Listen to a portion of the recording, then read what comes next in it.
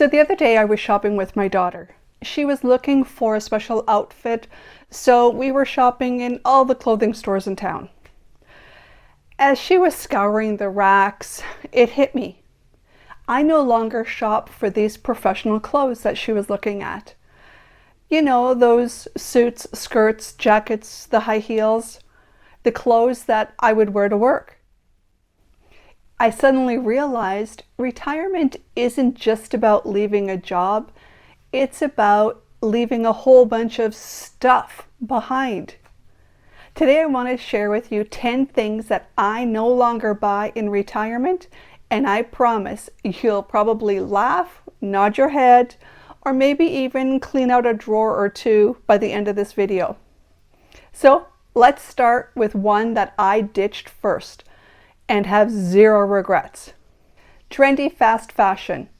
You know, the racks of super cute things that somehow look awful 3 weeks later or shrink mysteriously in the dryer. I used to fall for the fads and the trends, the flashy shoes, the seasonal colors, the coats that never seemed to keep me very warm. My closet looked like it was auditioning for different personalities every month.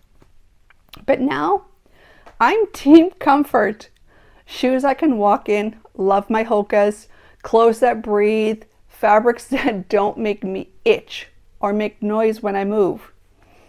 I wear what I like, what lasts, and what makes me feel like me, not like a mannequin.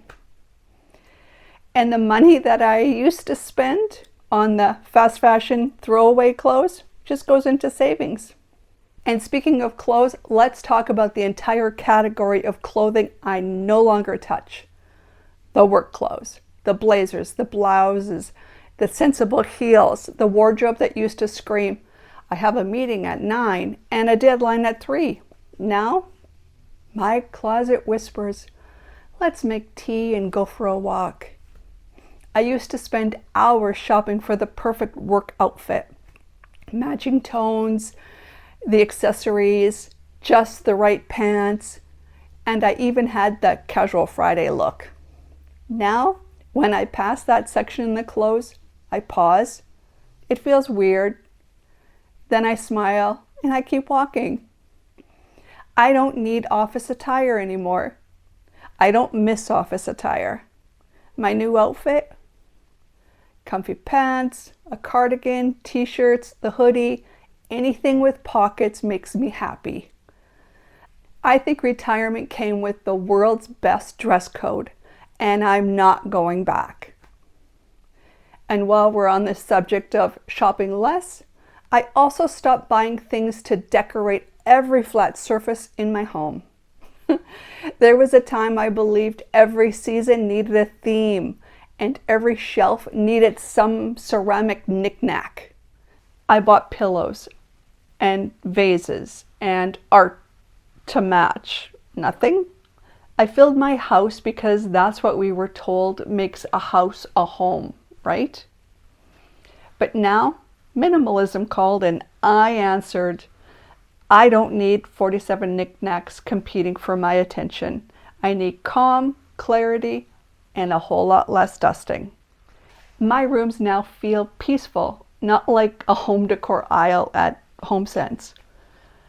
I now spend my time enjoying my space and not dusting it. Now, this one might surprise some people, but it makes total sense when you think about where we are in our life, and that's life insurance. For decades, we were told to be responsible adults, and it's a must-have. You needed to protect our family, to cover our mortgage, to plan for the unexpected. But here's the thing. I've reached the point where those reasons, they don't apply anymore. My kids are growing, my mortgage is paid, my debts are handled, and I already have peace with the practical stuff. Why keep paying for something I don't think I need? Instead of premiums, I invest the money into something that brings me more joy, like travel or hobbies or good coffee. It's not reckless. I think it's realistic. and it's a weight off my shoulders. Our life insurance for my husband and I used to be $60 a month. And when I turned 60, it went up to $550 a month. Who the hell would pay that? And why? I'm not doing that. Another thing I let go of, hosting big, expensive events. You'll love this one. Once upon a time, I was the hostess with the mostest. Theme parties, matching napkins, appetizers shaped like little stars or Christmas trees. I did it all. And it was kind of expected because we had the big house. I had tubs of supplies labeled by occasion. Birthdays, Easter, Halloween, Thanksgiving, Christmas, you name it. But now, no more panic cleaning for guests. No more 20-piece serving sets. These days, I prefer small gatherings. Coffee with friends, wine on the deck, no color-coded anything required. I've learned people don't come for the decorations. They come for the connection. And you don't need a fondue or a chocolate fountain to create that. Speaking of fountains, let's talk about one that I used to visit way too often. The soda fountain and fries and the drive-through window.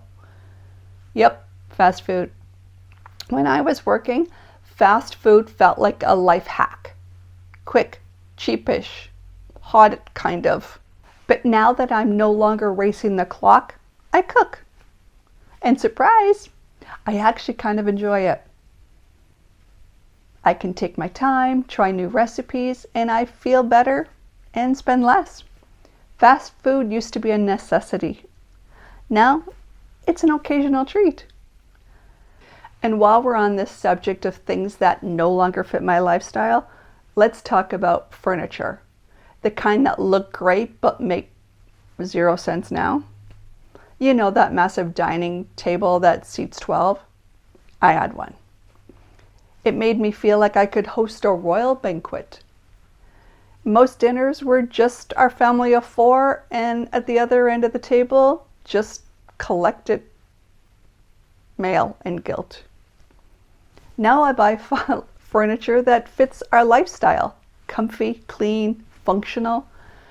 Our home isn't a showroom. It's a sanctuary. And that brings me to the next one. Another tradition I've simplified in a big way. The holiday decorations. Every December, my husband would haul up all the boxes of holiday decorations. Box after box. Lights, figurines, snow globes, themed towels. You name it, we had it. And I loved it until I didn't. It started to become a chore. Untangling the lights, finding the outlets, packing it up again in January, while wondering, why do I need 3 little ceramic trees, and why do I need so many Christmas wreaths? When we downsized our home, we got rid of our oversized Christmas tree. We let the kids pick out their favorite Christmas ornaments and boxed them up for them, and we donated the rest that were doubles or we just didn't like anymore. Now I keep it simple. We have a few meaningful pieces, a smaller tree, 1 wreath, and a festive Christmas candle. That's perfect for me. And the best part is, it fits into a bin or 2, which means more time for making Christmas cookies or watching Christmas movies. And while we're on the topic of everyday luxuries, here's one habit I finally kicked, and my wallet is so happy. Coffee from Starbucks and Tim Hortons. Every morning I used to start my day with a grande dark roast, 2 creams and a sugar, and $6 later. It was a ritual, one that I didn't question until I added it up and realized, wow, that's a vacation in a paper cup. So I invested in a good coffee setup at home, good coffee maker, nice beans, and my favorite mugs. And suddenly my mornings got much better. No lineups, no drive-through chaos, no misspelt names. Just me, my cozy chair, and the smell of fresh coffee. Plus, I love how my husband makes it exactly how I like it, every time. And finally, the last thing I stopped buying, and this one has changed how I live more than anything else, it's the guilt purchases. You know the ones. The I've had a rough day candle, or I deserve this gadget, or it was on sale shoes that were never comfortable. I used to shop when I was bored, lonely, frustrated. I'd fill my cart, virtual or real, because it felt good in the moment. But in retirement, I've learned to sit with those feelings, to journal, to walk, to reach out, or just feel it and let it pass. I don't need stuff to feel better. I need connections, nature, meaningful moments. The real stuff that lasts. And along with those guilt purchases comes the wrapping paper, the popcorn, or the whatever thing your coworkers' kids had to sell for school, or their sports teams that they were in. You would feel so obligated to have to buy that crap that you didn't need. So, no more wrapping paper, no more magazine subscriptions. This has been one of my favorite things I no longer have to worry about or feel guilty about in retirement. So, those are my 10 things I no longer buy in retirement. And you know what? My life feels richer without them. I've traded clutter for clarity, spending for simplicity, and trends for timelessness. What about you? What's something you've stopped buying and you haven't looked back? I'd love to hear in the comments.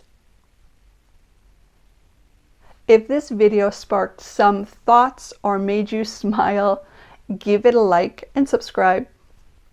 And join for more slow living, honest laughs, and talk about reinvention after 60.